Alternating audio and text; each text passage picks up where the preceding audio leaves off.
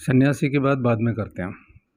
कोई भी साधारण आदमी जो किसी औरत से, लड़की से संभोग करता है, तो संभोग में क्या होता है, वो 10 मिनट कूद-फांद करेगा। उसके बाद या चलो किसी प्रकार दवाई आदि खा के उसने 1 घंटा 2 घंटा संभोग कर लिया। उसके बाद क्या होगा? उसके बाद ये होगा कि उसका वीर्य डिस्चार्ज हो जाएगा, प्राण शक्ति नष्ट हो जाएगी।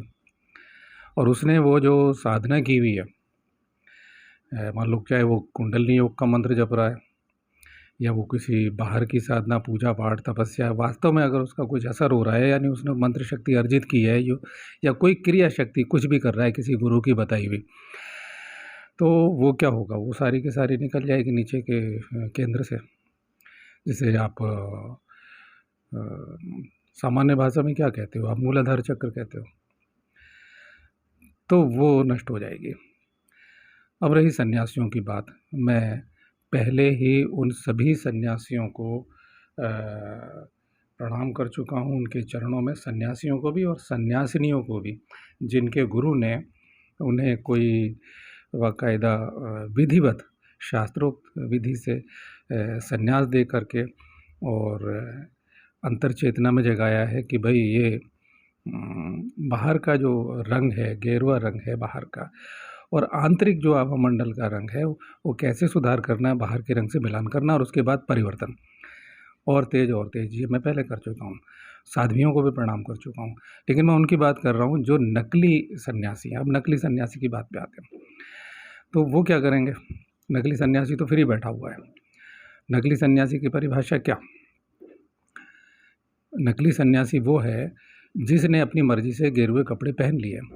अब इसमें भी 2 श्रेणियाँ हैं। एक वो जिसने, उसके पास कोई संसाधन नहीं है और उसने ठीक है अपना जीवन चल जाए, ऐसा कहीं से मांग रहे हैं, खा रहे। दूसरे सन्यासी वो हैं जो कारों में चल रहे हैं, जो झकाझक कपड़े पहने हुए हैं, बढ़िया ऐश्वर्य भोग रहे हैं। मैं उनकी बात कर रहा हूँ। तो बहुत सारे लोग हैं जो रिटायर हो जाते हैं, उनके पास सरकारी विभागों से या बड़ी कंपनियों से जो रिटायर हो जाते हैं, उन्हें इतनी पेंशनें मिल रही हैं, या वो लोग जिनके पास फार्म हाउस हैं या उनकी इतनी बड़ी आमदनी है कि हर महीने उन्हें कहीं मांगना नहीं पड़ेगा, उनका खाना खर्च आराम से चढ़ेगा, उन्हें कोई दिक्कत नहीं है, तो वो लोग भी। लेकिन वो क्यों कपड़े पहनते हैं? वो कपड़े इसलिए पहनते हैं कि वो सन्यासी बन जाएं, वो औरतों की और धन स्त्री पाने के लिए, औरतों का हवस का शिकार बनाने के लिए। उन्हें बोलना आता है, उनके पास कला है, आज की दुनिया में हो या पहले भी हो। वाचाल पुरुष स्त्रियों को फंसा लेते हैं, ये शास्त्रों का वाक्य, ऋषियों का वाक्य। वो पहले भी था, हज़ारों साल पहले भी और आज भी। अब क्या होगा? मैं सन्यासी की बात पे आता हूँ। तो सन्यासी की बात पे क्या है कि वो सन्यासी फ्री माइंड बैठा हुआ है, वो बोल रहा है। अब जो प्रभावित होंगी स्त्रियाँ, वो क्या करेगा कि उनको निमंत्रण देगा, लाएगा पॉइंट पे कि भाई ज़्यादातर स्त्रियाँ कैसे फंसती हैं। मैं फिर आ रहा हूँ वहीं पे कि वो कि भाई आत्मज्ञान हो जाएगा तुम्हें, ब्रह्म मुझसे संभोग करो। इनडायरेक्टली शुरू करेगा, फिर डायरेक्ट आ जाएगा, मुझसे संभोग करो और मैं तुम्हें आत्मज्ञान ब्रह्म ज्ञान करा दूंगा। अब क्योंकि गेरुए वस्त्र एक आकर्षक हैं, एक हम लोगों की मान्यता है कि इसके अंदर जो है वो आदमी सब कुछ त्याग करके भगवान के लिए बैठा हुआ। उन्हें नहीं पता कि वो किस लिए बैठा हुआ है। तो वो, अब वो जो सन्यासी है जो खाने के लिए फ्री मिल रहा है, बहुत बढ़िया है, अपने धन को जो बचाएगा, लेकिन क्या है कि वो समाज उनको देगा, धन और स्त्री मिल रहा है स्वतः। अब वो सन्यासी भी तो वही आदमी है। उसने अब 2 प्रकार के हैं, मान लिया जाए। अब पति से स्त्री उभी हुई है तो वो मीठी मीठी बातों में आएगी, वो कहेगी मुझे आत्मज्ञान हो। वाकई में कुछ स्त्रियों को सचमुच में आत्मज्ञान और ब्रह्म ज्ञान की तलाश होती है, अपनी आत्मा की तलाश होती है। जैसे पुरुषों को होती है ऐसे ही उनको भी होती है। अब वो फंस जाती हैं इस चक्र में। अब उन्हें क्या मिलेगा? चलिए मिल गई, वो मिल गई तो उसके बाद क्या होगा? उसके बाद वो होगा कि उन्हें कुछ आनंद ज़्यादा आएगा। पति से ज़्यादा वो टिकाऊ है। पति हो सकता है थका हुआ आया, वो 2 मिनट 5 मिनट में डालते ही ख़त्म हो जाएगा। तो वो जो सन्यासी है उसका तो माइंड फ्री है, उसके ऊपर कोई जिम्मेदारी नहीं, उसे कहीं कमाने नहीं जाना, उसे कोई जिम्मेदारियाँ नहीं है। तो वो क्या करेगा? अब उसे स्त्री को आ रहा है आनंद, अधिक आनंद आ रहा है। अब वो दवाइयों के ज़ोर से आ रहा है, बड़ी बड़ी दवाइयाँ आ गई पिछले 20 सालों में। मैं देख रहा हूँ कि लगातार से रिसर्च चल रही है।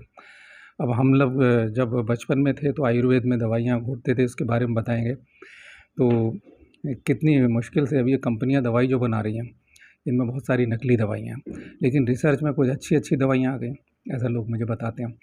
तो वो क्या है, साइड इफ़ेक्ट्स पैदा करती हैं। लेकिन सन्यासी उतनी ग़िज़ा खा रहा है, वो शुद्धता से हम लोगों को ना मिले, लेकिन सन्यासियों को अच्छा सब कुछ मिल रहा है। आप जाइए, आश्रमों में जाइए, बड़े बड़े शहर हैं, हरिद्वार, ऋषिकेश, अभी झांकिए उनकी ज़िंदगी में, तलाश कीजिए कि भाई कपड़े क्यों पहने, किसी मजबूरी से या धन और स्त्री पाने के लिए। तो सन्यासी कैसे भ्रष्ट होता है, ये मूल सवाल है। तो मैं आपको बताना चाहता हूँ कि आगे ये महाभारत की कथा है, और इसमें अगर मुझे ये बोलना पड़ा है तो मेरे पास ये रखे हुए हैं, व्हाट्सएप पे लिख कर के कुछ सवाल पूछे हैं, तो यहाँ से मैं शुरू कर रहा हूँ। अब आंतरिक बातें करूँगा कि उन्होंने कुछ सवाल पूछे हुए हैं कि सन्यासी संभोग से कैसे भ्रष्ट होता है। उसने तो कपड़े पहन लिए हैं, एक ट्रेडमार्क है, अब हम वो जो कुछ करें वो सब कुछ परमात्मा के लिए कर रहे हैं। ऐसी साध्वियाँ हैं। और स्त्री को भी उन्होंने पूछा भी स्त्री का क्या नुकसान होता है, स्त्री तो कमज़ोर नहीं होती, चलो उसका वीर्य बार बार निकलेगा, वो कमज़ोर हो जाएगा। मैं वीर्य का संबंध क्या, वीर्य के पीछे जो धक्का देने वाली शक्ति है, मैंने अभी अभी बोला क्या होगा, धक धक धक और फिर धक, 10 सेकंड में एक क्रिया हो जानी है। तो उसके बाद आदमी निस्तेज हो जाता है। अब जो खाने पीने वाले हैं वो कोई बात नहीं, वो खा पी के पूरा कर लेंगे, जो अंदर जो तत्व हैं पूरे कर लेंगे, लेकिन जो मूल प्राण शक्ति है वो नष्ट होती है। और साथ में आपका सब किया कराया, आप क्रिया योग कर रहे हो, क्या कर रहे हो, इससे मतलब नहीं, वो सारा का सारा, इसलिए ब्रह्मचर्य पर जोर दिया गया। दूसरा है दिव्य संभोग। अब दिव्य संभोग वो बता रहे हैं, ओशो जैसी बात वो कहते हैं भाई संभोग से समाधि के 6 घंटे संभोग करिए। अब ओशो की बात मैं थोड़ा त्याग देता हूँ, आप देख लें कि क्या मिला उसे क्या मिला आखिर में, दमा, शुगर। अगर ऐसा संभोग होता है कि उसमें हम अपनी दमा को, शुगर को, या बहुत सारे हम कहते हैं कि संस्कार नष्ट नहीं हो रहे, तो फिर संभोग का क्या महत्व भाई।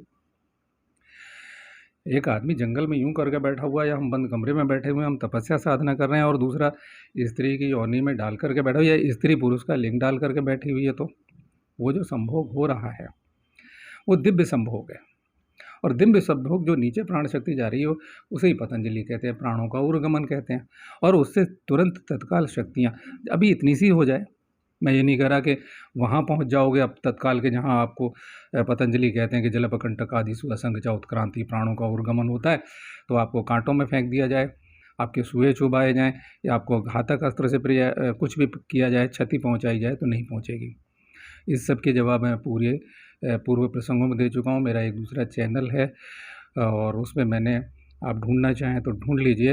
ये वीडियो क्योंकि कुछ ठोस बात हो गई है, ये प्रश्न ऐसा है कि जो दूसरे चैनल पे एक ही वीडियो ये यहाँ कथा के प्रसंग में, और एक ही वीडियो वहाँ दूसरे प्रसंग में, तो मुझसे जो सवाल पूछे हुए हैं, अब मैं यहाँ पर मूल उत्तर देता हूँ अपने गुरुदेव को प्रणाम करते हुए।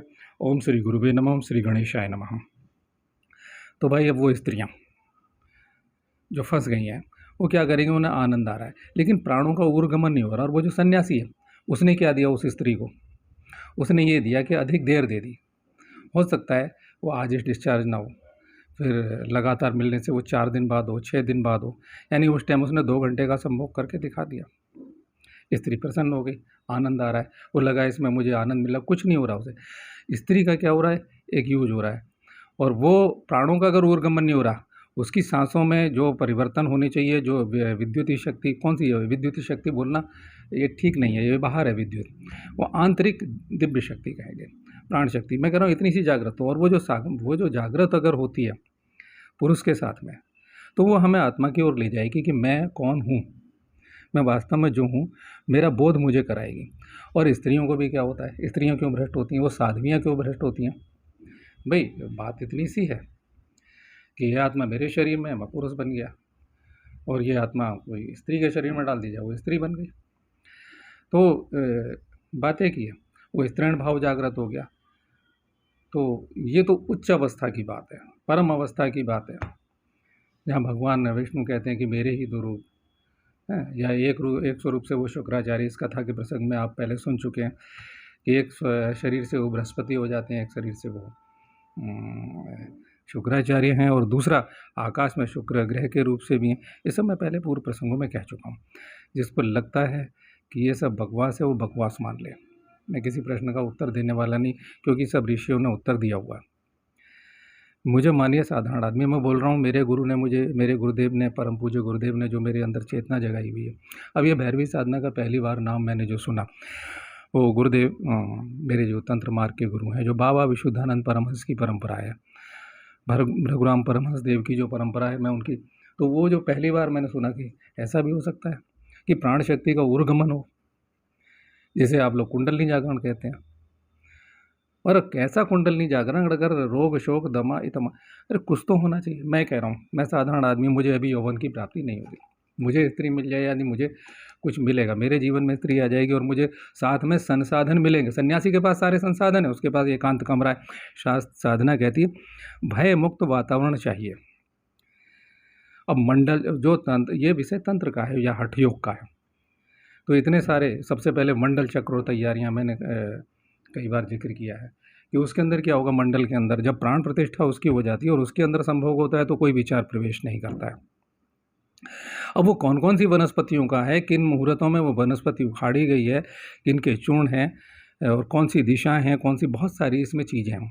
इसे भैरवी मंडल चक्र कहते हैं। और मैंने अभी तक बहुत खंगाल लिए, तो जाके मैंने थोड़ी जुबान खोली है कि भाई ठीक है, तो जो कुछ मैं बोल रहा हूँ मत मानिए, लेकिन यौवन की भी प्राप्ति होती है।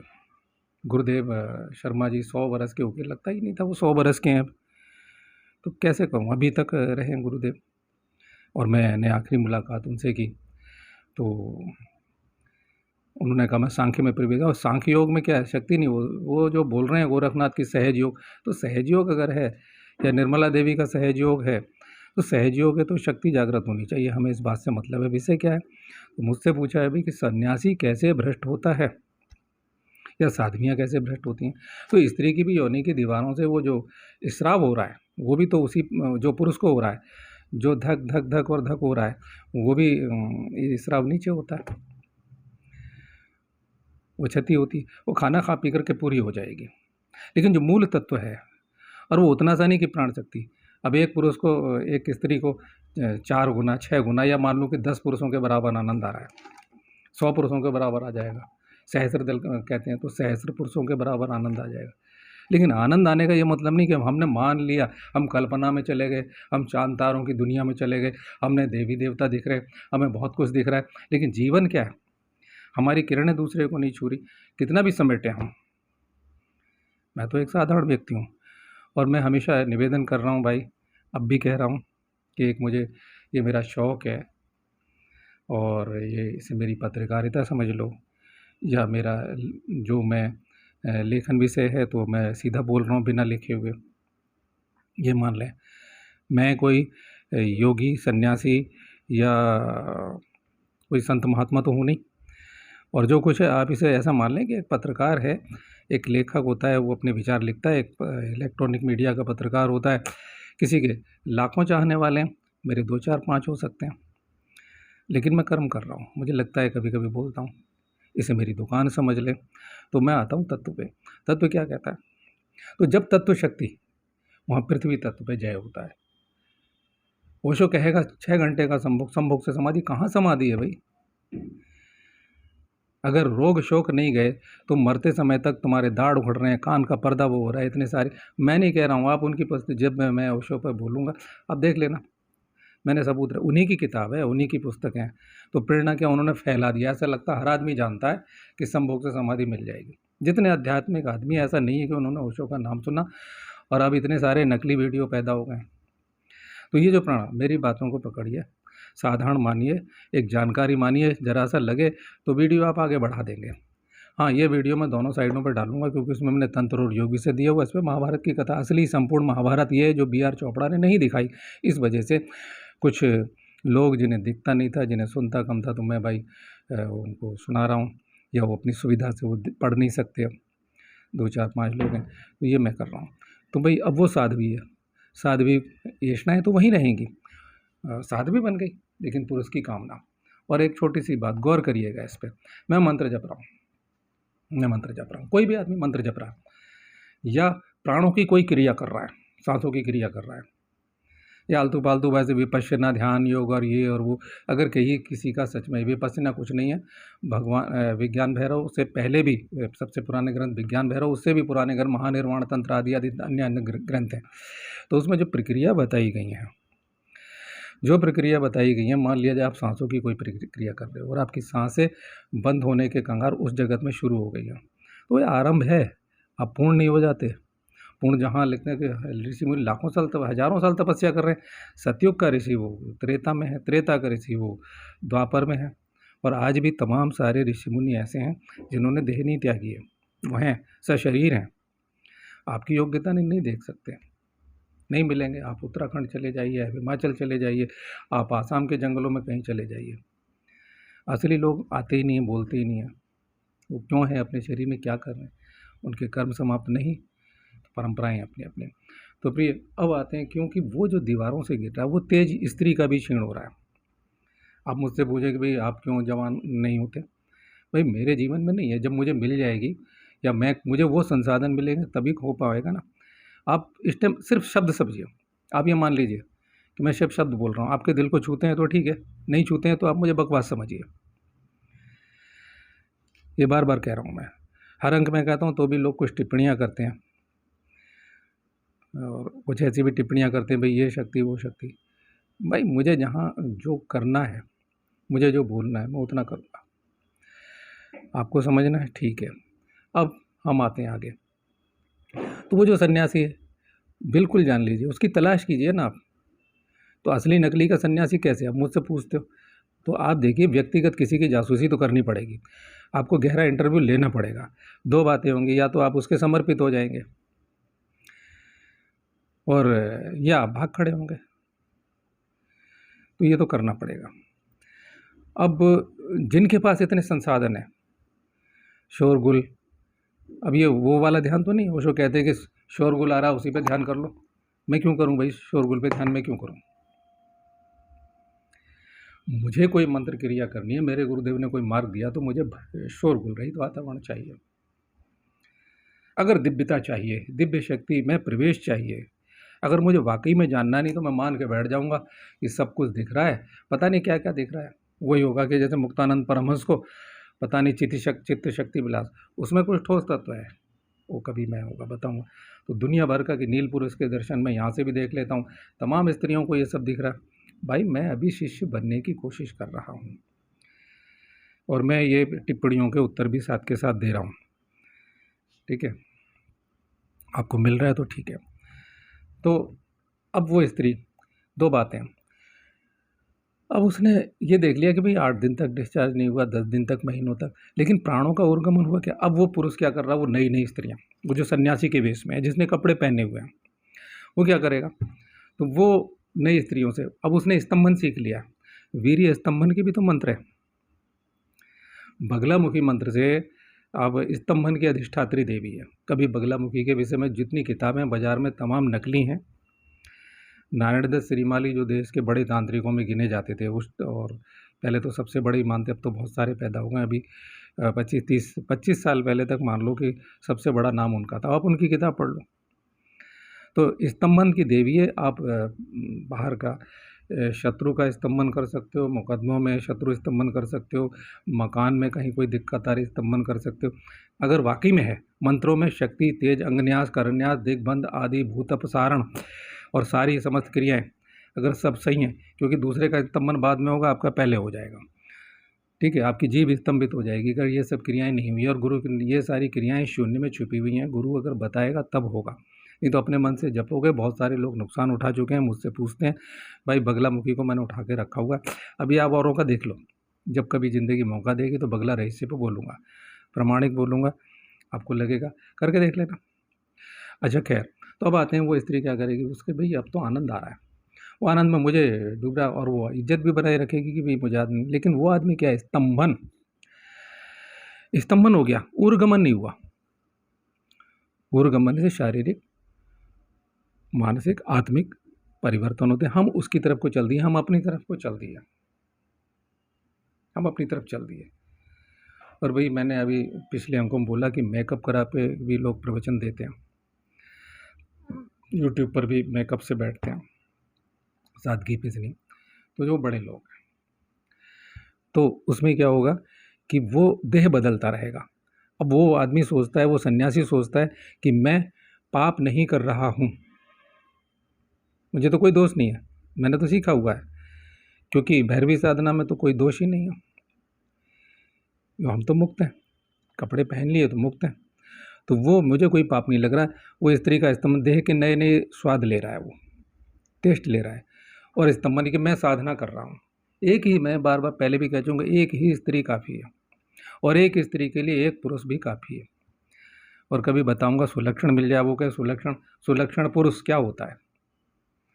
भैरव आप किसी को बना रही हैं, स्त्रियों के लिए कह रहा हूँ कि भैरव पुरुष की साधना कर रही, भैरव साधना कर रही, तो आपका जो भैरव है उसके अंदर भी तो गुण होने चाहिए कि आपको वो तृप्त तो करे ही करे। अब अपने पति से तो 1000 गुना उसे तृप्ति मिल रही, चलो हमने मान लिया, लेकिन क्या वो वहीं रुकी हुई है? आपको आनंद बस चाहिए सिर्फ, और वो आनंद एक सीमा। आनंद जब विराटता की ओर जाता है तो वो शक्तियाँ देता है और अतीन्द्रियता देता है, बहुत सारी चीज़ें परिवर्तित कर देता है जीवन में। भाई अपनी परीक्षा अपने आप करो, नहीं हो सकती। लेकिन जब गुरु होता है, जब मैंने कहा आभामंडल जिसने कपड़े पहनाए हैं, समय समय पर गुरु के पास जाना पड़ता है। शिष्य जाएगा कि मेरे अंदर क्या परिवर्तन, क्योंकि वो तो मान के बैठ जाएगा मैं तो नहीं, तो लगेगा मैं ब्रह्मज्ञानी हो गया, मैं तो आत्मज्ञानी हो गया। थोड़ा सा कुछ हुआ वो लगेगा आत्मज्ञानी हो गया, मुझे तो पता चल गया है कि सब कुछ मेरे ही अंदर चल रहा है। फिर वही हो जाएगा, स्वामी क्या नाम है, राम तीर्थ का बड़ा नाम है कि मैं वही राम तीर्थ हूँ, और ठुकाई पटाई 5-6 बदमाश करते हैं, कई दिन तक तेल मालिश और वो सब चलता है। तो ये ब्रह्म ज्ञान नहीं। तो ये भ्रष्टता सन्यासी कैसे भ्रष्ट होता है और साध्वियाँ कैसे संभोग से भ्रष्ट होती हैं। वही संभोग दिव्यता देगा, दिव्यता देगा तो जीवन में अतीन्द्रियता आएगी, शक्तियाँ जागृत होंगी, यौवन आएगा, आँखों में तेज आएगा, वाणी में तेज आएगा। मेरी में नहीं है, मुझे छोड़ दो, मैं बार बार कह रहा हूँ कि कुछ भी नहीं है मेरी वाणी में, लेकिन मैं बोल रहा हूँ जो चेतना मेरे गुरुदेव ने मुझे ABCD मिल गई ना। अभी तो दरवाजे पर खड़ा हुआ हूँ मैं, आपको लगता है तो मुझे मानिए कि मैं, हो सकता है चेक करिए कि शायद ठीक बोल रहा हूँ, लेकिन जांच अगर मैं कभी करूँगा तो मुझे पता लग जाएगा कि मैं सही हूँ या गलत हूँ। द्वंद्व रहित होना चाहिए। अब ये पूछा है कि वो सन्यासियों हो या जो भी भैरवी साधक हों, कुंवारी कन्या की तलाश करते हैं। कुंवारी कन्या क्यों चाहिए, तो इसका जवाब फिर दे दूंगा, वीडियो लंबा हो जाएगा। ओशो ने कहा है कुंवारी कन्या, वो बिल्कुल गड़बड़ जवाब दिया है, और जिन खोजा तिन पाइयाँ में भी दिया है, मैं मृत्यु सिखाता हूँ, और तंत्र सूत्र के अंतर्गत भी, विज्ञान भैरव तंत्र की जो उन्होंने व्याख्या की है उसके अंतर्गत भी, कि कुंवारी कन्या ने प्रतीक्षा की है। उसके शरीर की बनावट क्या है, वो किस लिए ज़रूरी है, क्योंकि गंभीर विषय है और ये बकवास विषय है। क्यों भाई, तुम्हें अपनी पत्नी से क्यों नहीं हो रहा, तुम ब्याह के लाए हो उसे, उससे क्यों नहीं हो रहा?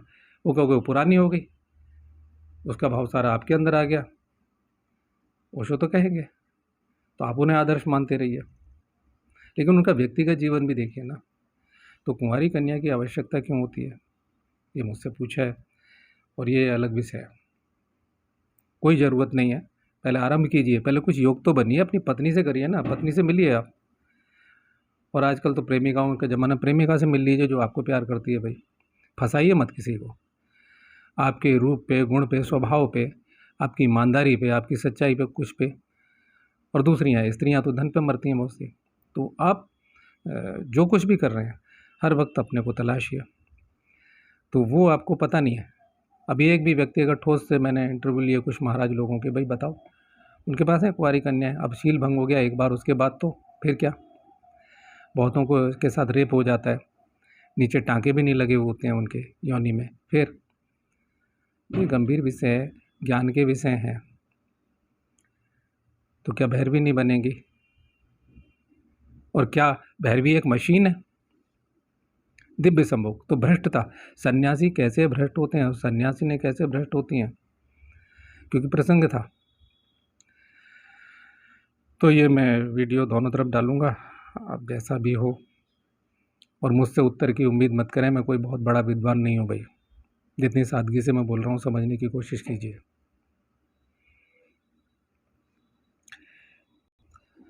अनुभव झूठे हो सकते हैं, आपको आत्मसम्मोहन में ले जा सकते हैं, आपको देवी देवताओं के दर्शन होते हैं, तमाम सारे लोगों को काली दुर्गा हनुमान देखते हैं, लेकिन ये सब बकवास है। लेकिन अभी कहें कि संसार की सारी भाषाओं में बात कीजिए, कहाँ क्या हो रहा है? अनंत ब्रह्मांडीय शक्तियाँ या अनंत ब्रह्मांड में जो कुछ हो रहा है, आपको सारा ज्ञान विज्ञान होना चाहिए भाई। कैसे आत्मज्ञानी हो, कैसे ब्रह्म ज्ञानी हो, तो पता होना चाहिए। अगर सही में संभोग किया, दिव्य संभोग किया, उस आनंद को, विराट आनंद को पाया है, चाहे स्त्री ने पाया है पुरुष से या पुरुष ने पाया है स्त्री से, तो ब्रह्मांडीय शक्तियाँ थोड़ा बहुत तो छलक जानी चाहिए भाई, क्यों नहीं छलकेंगी? हाँ, गिलास में चाहे तो सोचे एक गिलास है, इसमें से कुछ तो छलक जाएगा। हम एक खाली गिलास है, इतना सा तो छलकेगा भाई, कुछ तो छलकेगा, कितना ही कुछ हो तो होना चाहिए। अब वो जो आखिरी प्रश्न किया है, मैं उसका उत्तर दे रहा हूँ।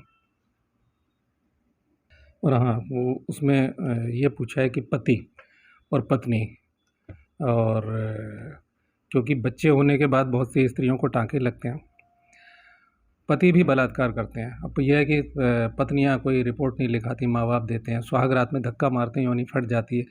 तो मुझे क्या है कि भाई सुहागरात मना ली, और जीवन में अगर टाँके नहीं लगे तो वो योनि ढीली ही रह जाती है। तो क्या भाई वो भैरवी नहीं बन सकती? बिल्कुल बन सकती है। कैसे बनाओगे, क्या करोगे, ये गंभीर विषय है। और सारी चीज़ें यहाँ टीवी पे, यहाँ बैठे हुए हैं चोर, बैठे हुए हैं, मैं कुछ बोलूँगा उसके 10 वीडियो बनाएंगे, फिर उसमें से एक लाइन निकालेंगे, फिर कुछ और करेंगे, उसमें 10 शब्द 20 शब्द लाइन अपनी मिलाएंगे, फिर भेजेंगे। क्योंकि जो कुछ मैं बोल रहा हूँ आप मिलान करिए ना, औरों से पता लग जाएगा आपको कि ये मौलिक बोल रहा है, और दूसरों को भी देखिए वो क्या बोल रहे हैं। मैं सीधा बोल रहा हूँ। तो बताता हूँ अभी। तो प्रिय श्रोताओं, ये प्रसंग शुरू हुआ था, आपको मालूम है कि ययाति ने 1000 वर्षों तक संभोग किया, और दोनों पत्नियों के साथ में, और विश्वाची नाम की अप्सरा से भी उन्होंने संभोग किया।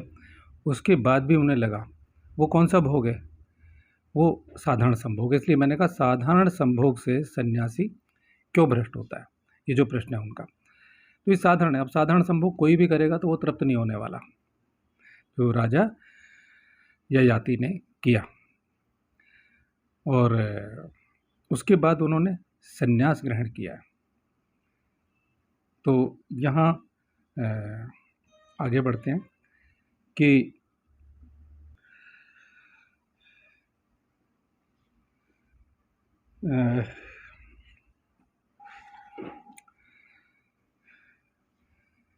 जहाँ ये प्रसंग चल रहा है, आपको याद होगा, वैशंपायन जी कहते हैं, ये दोबारा से उन्होंने प्रश्न किया है, ये मैंने आपको शिलोच्छ व्रत बताया था, सन्यासी का शिलोच्छ व्रत।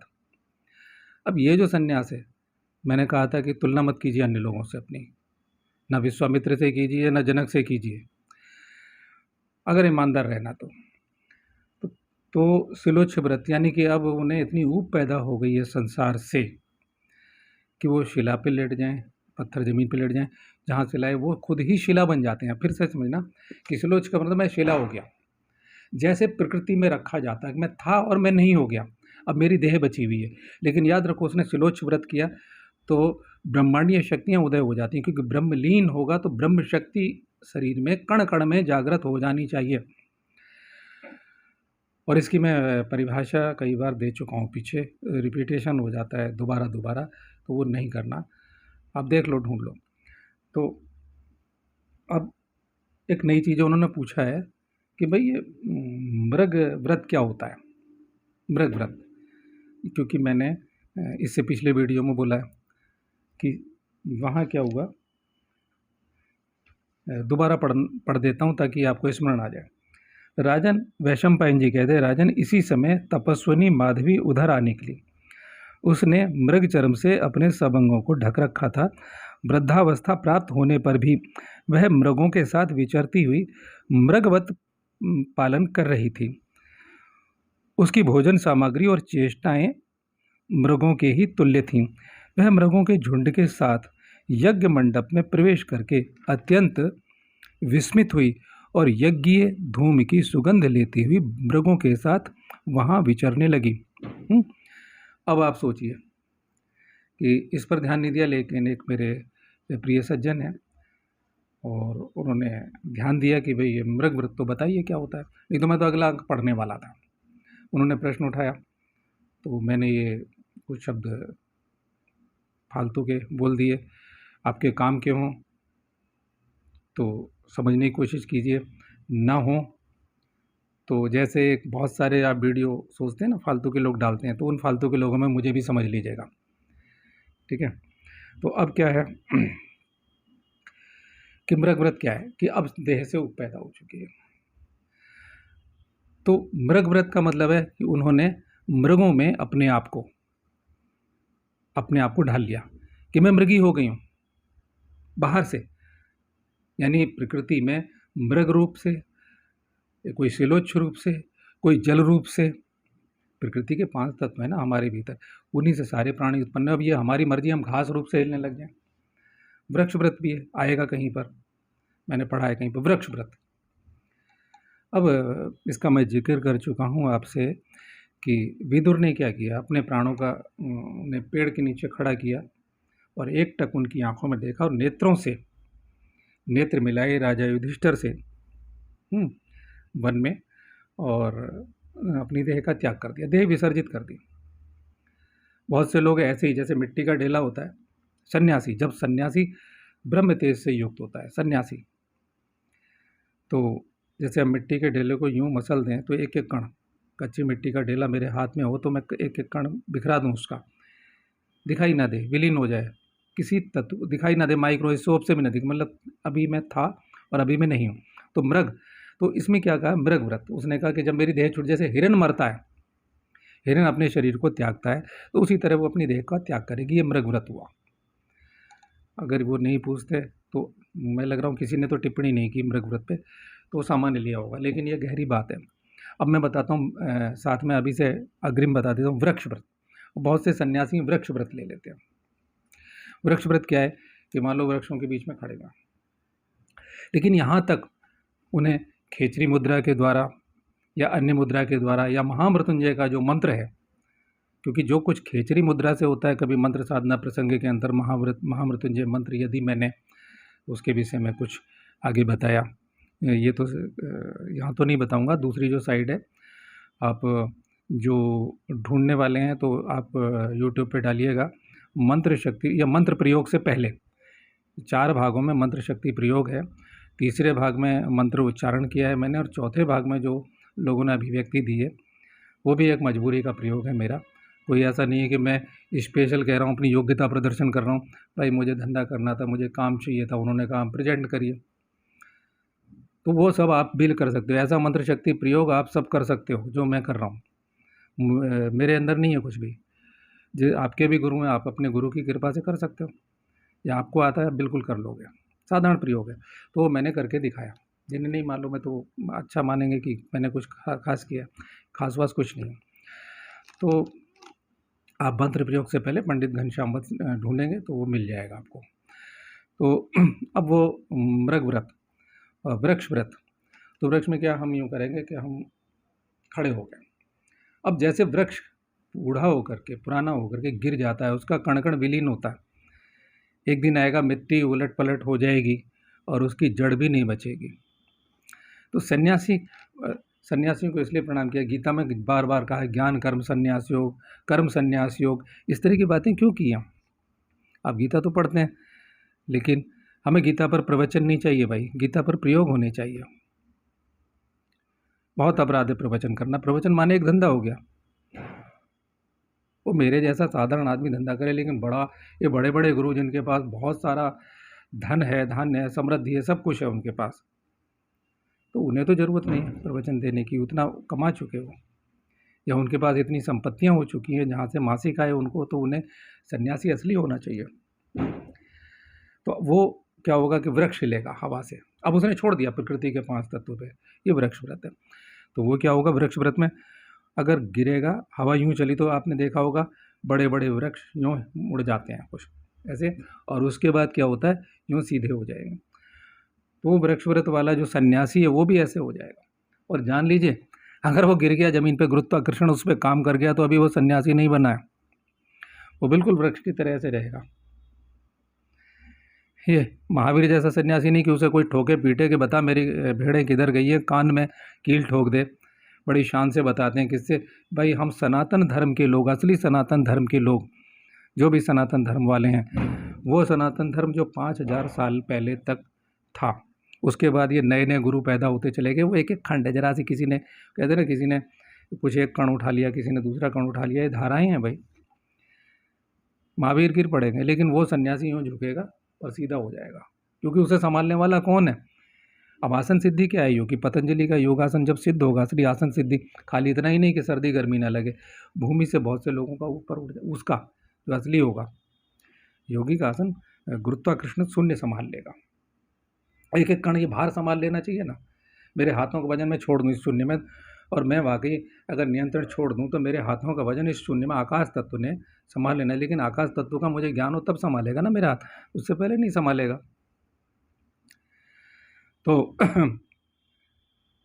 तब मेरा नहीं बिगाड़ा जा सकता, लेकिन तब तक तो गिरूंगा। तो ये वो नहीं है, तो वो गिर जाएगा, साधारण होगा। लेकिन अब उसने वृक्ष लिया है, वृक्ष व्रत, तो वो सीधा खड़ा होगा। और आकाश का पानी जरूरी नहीं कि वो पानी पिए, मेरी मर्जी मुँह खुला है, पी लिया उसने। अब उसे देह विलीन करनी है, कैसे? उस वृक्ष की भांति। संन्यास का मतलब अब वो ईश्वर में न्यास कर चुका, वो अपना नाश किस में कर चुका है? ईश्वर के लिए सन्यासी हुआ। मुझे कुछ कर्म नहीं करना। मान लो मैं सन्यासी हूँ, मैं हूँ नहीं, मैं तो साधारण आदमी, गृहस्थों के बीच में रहने वाला एक मामूली आदमी हूँ भाई। लेकिन अगर सन्यास हो, सन्यासी हो, तो फिर ऐसा, ये उच्च सन्यास की बात है। उसे ये भी पता है, आप उससे साइंस का कोई सवाल पूछे, अगर वो भाव बाहर का पूछे, उससे पूछो कोई भी तकनीकी, कोई भी ब्रह्मांडीय, कोई भी भाषा, कोई भी ज्ञान विज्ञान, तो वो बाकायदा उसे जवाब देगा। वो जान जाएगा, वो सृष्टि कर सकता है उस चीज़ की, और अंदर से क्या है, वो वृक्ष बन गया है। और ये मैं उनकी कथा सुना रहा हूँ, ऋषियों की अमर वाणी। बस ये उन ऋषियों की अमर वाणी है। आप चाहें तो इसे ज्यों का त्यों मानिए, और नहीं तो अपने को बुद्धिमान समझ के मानिए। ऐसा क्यों? ऐसा तो हो ही नहीं सकता, मेरे लिए सब कुछ हो सकता है। मैंने ये जब पहले पढ़ा था, बचपन में पढ़ा था, काफ़ी अंश पढ़ डाले थे, तो मुझे लगता था कि, और मैं सोचता था और भी पढ़ूंगा, तो बहुत कुछ पढ़ा, लेकिन तब कुछ और दृष्टि थी। लेकिन गुरुदेव ने जब दृष्टि दी, गुरुदेव की शरण में गया, गुरुदेव ने मुझे ज्ञान दिया पढ़ने का, ज्ञान दृष्टि, तो अब मुझे सब कुछ, मुझे लगता ही नहीं कि इसमें शक करने लायक कुछ भी है, कुछ है ही नहीं। और उत्तर सारे इसमें मिल जाएंगे, कोई धैर्य से इसको पूछे। ये बी.आर. चोपड़ा का महाभारत नहीं, पोस्ट देखने सुनने में अच्छा लगता है। मूल महाभारत ये है, मैं नहीं जानता और किस ढंग से सुना रहे हो सकता है और भी कोई बैठा हो, आप देख लेना भाई, बहुत सारे लोग सुना रहे हैं। अब जैसे शकुंतला का प्रसंग है कि दुर्वासा ऋषि ने शाप दे दिया शकुंतला को। उन्हें मालूम है भाई, त्रिकाल ज्ञानी, असली त्रिकालदर्शी वो है, विराटदर्शी है, अनंतदर्शी है। बहुत जगह किन्हीं कारणों से श्राप दिया है, वो है ही नहीं इसमें। और मूल कारण है कि वास्तव में ये असली दुष्यंत और शकुंतला की प्रेम कहानी जो मैंने सुनाई, ये असली है कि राजा का एक राजधर्म है, ठीक है, कि राजधर्म है, और उसने उसका पालन किया। और वहाँ उसने कड़वी बातें भरी सभा में अपमानित किया अपनी पत्नी को, पहचानते हुए भी शकुंतला को। तो आपने प्रसंग पढ़े तो आपके संशय दूर हुए होंगे। हम तो पढ़ते आए हैं कि ऐसा हुआ वैसा हुआ, तो वो नहीं है। खैर, तो वृक्ष व्रत समझ में आ गया। अब वो हिरनी की तरह कुलांचे भर रही है, वृद्धावस्था को प्राप्त है, वृद्धावस्था को प्राप्त है माधवी और मृगों के बीच में। अब कोई अचानक से जैसे खरगोश आ जाता है ना, चौंक के यूँ देखता है, ऐसे ही आप देखेंगे कि क्या है, मृग, एक हिरनी आ गई आपके सामने। वो शरीर तो मनुष्य का है, उसने स्वभाव ग्रहण कर लिया, अंदर से पूर्ण जागृत है, ये जान लीजिए। मैं फिर से कह रहा हूँ, उसने बाहर का बाह्य आचरण, प्रछन्न आचरण, मेरा एक है ना सन्यासी का प्रछन्न आचरण, कोई भी व्यक्ति है अगर वो अपना प्रछन्न आचरण कर सकता है, अगर उसे मंजिल पानी है, वो क्यों सिद्ध करेगा भाई मैं ये हूँ, मैं शक्तिपात कर रहा हूँ, मैं फलाना कर रहा हूँ, मैं ढिमका कर रहा हूँ, आओ मेरे पास आओ, मैं बटन दबा दूंगा, तुम सबकी कुंडलनी जागृत कर दूंगा। क्यों कर देगा भाई? क्यों? क्यों? उसे बदले में धन और स्त्री चाहिए, वो ऐसा सन्यासी है। जितने सन्यासी है इस प्रकार के, मैं सबके लिए कह रहा हूँ। और मैं उनके श्री चरणों में, उन साध्वियों को प्रणाम है, उन सभी पुनः पुनः प्रणाम है, बारंबार प्रणाम है, जो असली सन्यासी है भाई। मुझे क्षमा करें, क्योंकि मुझे नकली, असलियों के बीच में नकली घुसे हुए हैं, और असलियों की संख्या होगी मान लो 1, तो नकलियों की होगी 1000। अब सन्यासी कैसे होते हैं, यहाँ पर मैंने प्रकट किया है। तो ये देखिए प्रियजनों, कि विस्मित हुई यज्ञ धूम की सुगंध लेती है। धुआं उठ रहा है यज्ञ से, क्योंकि वहाँ साधुओं की सभा है। उस साधुओं की जो साधक हैं उन्हें साधु कहा गया। वो साधुओं की सभा में गई, मृगों के साथ वहाँ विचर रही है, और अब वो आ जाती है और यज्ञशाला में घूम घूम कर अपने अपराजित पुत्रों को देखती हुई, जो पराजित न होने वाले हैं, अपराजित पुत्रों को देखती हुई और यज्ञ की महिमा का अनुभव करती हुई माधवी बहुत प्रसन्न हुई। ये दोबारा से समझाने के लिए प्रसंग लिया। अब वो कह रहे हैं विस्मित हुई और यज्ञीय धूम का सुगंध लेती हुई मृगों के साथ वहां विचरने लगी। वो सूंघ रही है हवा में। आपने देखा होगा गाय भैंस को ऐसे हवा में मुंह उठा के सूंघते हुए देखा होगा। अब है मनुष्य के रूप में, बाहर का आचरण वो ले लिया। प्रज्ञा अंदर की जागृत है, स्थिति प्रज्ञ है, वो विचलित नहीं है, अंदर से स्थित प्रज्ञ है और बाहर से कुलाचे भर रही हिरणों के बीच में, मृगों के बीच में। तो प्रणाम है ऐसी योगिनी को, असली योगिनी को प्रणाम है, सन्यासिनी योगिनी को प्रणाम है, ऐसा उसने सन्यास व्रत लिया हुआ। मुझे लगता है कि मेरे परिचित महोदय आपको संतुष्टि हुई कि मृग व्रत क्या है, और संभोग विषय भी मैंने बता दिया, क्योंकि शास्त्र कहता है धर्म अर्थ काम और मोक्ष। तो काम के लिए पूरा एक प्रसंग है, एक अध्याय है। ये जीवन के 4 अंग है, धर्म भी है, अर्थ भी है, यानी सबसे पहले धर्म है, उसके बाद धन है, यानी धर्म से आप धन कमाइए, धर्मयुक्त धन कमाइए। मेरे गुरु का आदेश है, किसी से मैं कैसे ले लूँगा? मुझे कहा है कि मेहनत की रोटी कमा के खाओ, तो मैं मेहनत की रोटी कमा के खाऊंगा। और अगर बटोरना है तो बटोरने के लिए तो बहुत कुछ है, मौज मस्ती लीजिए। ये सन्यासी जाने उनका क्या जीवन है। मेरी तो सिर्फ ये है कि आपका प्रश्न था, मैंने उसका उत्तर दे दिया। मुझे लगता है आज के लिए इतना ही काफ़ी। अभी विचार करता हूँ कुछ रह गया हो तो। श्रोताओं जो मुझे सुनने वाले हैं, बड़े धैर्य से, आप 42 मिनट हो चुके हैं भाई, प्रणाम है। ये मान लो अग्रिम रूप से कि जो मुझे सुन लेंगे, 42 मिनट मुझे झेल लेंगे, तो बड़ी धन्यता है भाई। और जिनको पसंद नहीं आएगा तो कुछ कहने की ज़रूरत नहीं, मैंने खुद ही अग्रिम उत्तर आप लोगों को दे दिए हैं। एक साधारण लोग हैं, एक बहुत से लोग बकवास करते रहते हैं, उनमें मेरी भी बकवास शामिल है, कुछ कहने सुनने की ज़रूरत नहीं है। और फिर भी आप कुछ कहेंगे तो भी सर माथे रखूँगा, क्योंकि या तो हम खामोश हो जाएं। मैंने कोई व्रत नहीं लिया हुआ है, मुझे तो धंधा करना है, कमा के खाना है। और अगले अंक में ये लिंक में दे दूंगा अपने, क्योंकि ये महाभारत के अंतर्गत है, लिंक में दे दूंगा जो दूसरा मेरा, जिस पे मैं योग तंत्र विषय पर कुछ कम शब्दों में बोलता हूँ, और यहाँ बहुत सारे शब्दों की पुनरावृत्ति हो गई है। आपने उसे झेलना, क्योंकि मेरी दिक्कत है कि पुराने प्रसंगों के लिए थोड़ी थोड़ी पुनरावृत्ति, यानी बार बार उन शब्दों को दोहराना पड़ता है मुझे। और आगे जब ठोस कथा शुरू हो जाएगी, पांडवों का जन्म हो जाएगा, कौरवों का जन्म हो जाएगा, अभी तो पूर्वज चल रहे हैं उनके, तो जब कथा शुरू हो जाएगी तो मेरे समझाने के लिए कुछ बचेगा नहीं, मैं सीधा पढ़ूंगा। बहुत बहुत आभार, धन्यवाद आप सबका। आप मुझे बर्दाश्त करते हैं, चाहे वो 5 आदमी से ही, अधिक आदमी से ही। शुभमस्तु। दिवाली का आज कहते हैं रूप चतुर्दशी। तो आप सबको सौंदर्य की प्राप्ति हो। हम क्या करते हैं, सप्तघृत यज्ञ में बोलते हैं ना, ओम सप्तघृत मात्र का भ्यो नमः, ओम श्रेय नमः, तुष्टिय नमः, पुष्टिय नमः। तो ये कौन है? रूप सौंदर्य के अधिष्ठात्रियाँ हैं। परमात्मा ने सब कुछ दे रखा है, तो उनकी ये, क्योंकि अब यज्ञ विद्या लोप हो चुकी है, और तो वो रूप को देने वाली, स्निग्धता देने वाली, ओज देने वाली, त्वचा का रूप सौंदर्य देने वाली, यानी कि कोई अगर हमारे आँख नाक कान ठीक भी नहीं है, उनका संतुलन नहीं है, तो जो घृत मातृकाएँ हैं वो इतना हमें, हमारे चारों तरफ का आभामंडल ऐसा बना देती हैं उनकी कृपा से कि लोगों की नज़र नहीं जाती, हमारे इकट्ठे व्यक्तित्व पे जाती है। तो कभी अवसर होगा तो उनके विषय में बताऊंगा, कहीं प्रसंग मिला तो। रूप चतुर्दशी और आने वाली दिवाली कल है, जो 23 अक्टूबर में मैं बोल रहा हूँ, और इस समय हो गया है, देखते हैं क्या है, रात्रि के 11:54 हुए हैं। ओम तत्सत। बहुत सारी शुभकामनाओं के साथ और आप लोगों का आभार व्यक्त करते हुए, शुभमस्तु, मंगलमस्तु।